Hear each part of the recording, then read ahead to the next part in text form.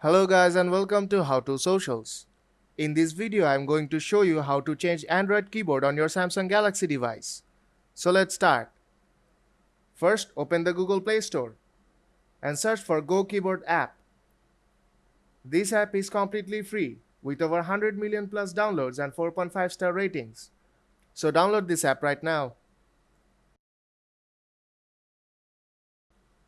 Now close the Google Play Store and open Settings.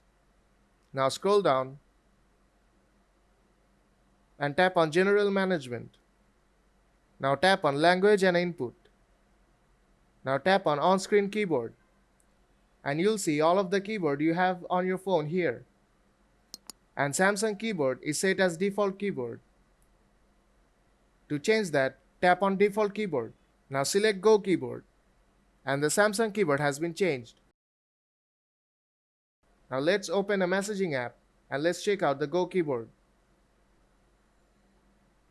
If you're a Samsung user, then you'll be able to tell that this is not a Samsung Android keyboard. The Go keyboard is slightly smaller in size. So if this video helped you out, then don't forget to leave a like and see you in the next tutorial.